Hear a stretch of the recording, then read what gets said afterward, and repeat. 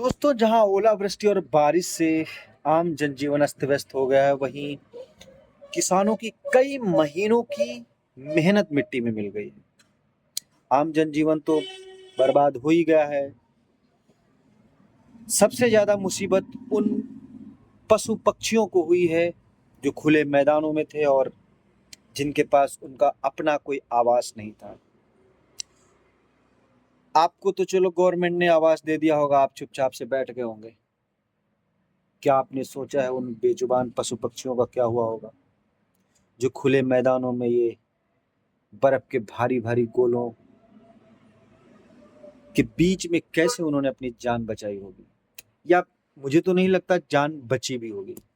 पर प्रकृति, हमें अब भी उतने ही पंछी उड़ते हुए दिख रहे हैं, हमें उतने ही गाय बैल भैंसे सब दिख रही हैं, और वही गली में कुत्ते भौंक रहे हैं उतने ही।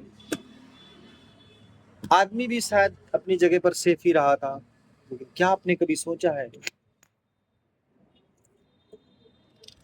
कि आदमी के लिए तो सरकारी योजनाएं काम आ जाएंगी कुछ हद तक, पर उन मासूमों का क्या होगा जो कहीं न कहीं मानवता की बलि चढ़ चुके हैं। मानव ने अपने स्वार्थ और हितों में आकर के न जाने कितनी ऐसी योजनाएं चलाई है जिससे उन पशु पक्षियों का जीवन अस्त व्यस्त हो गया।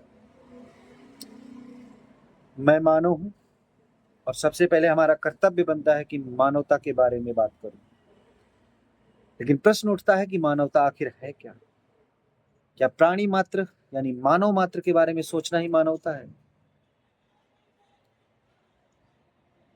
2-4 दिनों में आम जनजीवन तो रास्ते पर आ जाएगा, पर क्या ये विचार करने योग्य नहीं है कि ये जो प्राकृतिक घटनाएं हो रही हैं, इसका जिम्मेदार कौन है?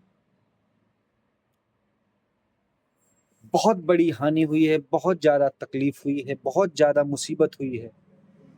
ये तो 1-2-3-4 दिन में सॉर्ट आउट हो जाएगी, कुछ ना कुछ तो निकल आएगा इसका हल। जो बर्बाद हुए हैं वो तसल्ली कर लेंगे, जिनको मुआवजा मिल जाएगा वो थोड़ा थोड़ा, वो भी सही रास्ते पर आ जाएंगे। किसी भी प्राकृतिक आपत्ति को लेकर के या प्राकृतिक आपदा को लेकर के कोई बहुत दिनों तक विलाप नहीं होने वाला है। लेकिन ये घटनाएं अगर होती रहेंगी तो शायद मानव मात्र को बहुत मुसीबत होने वाली है, और मानव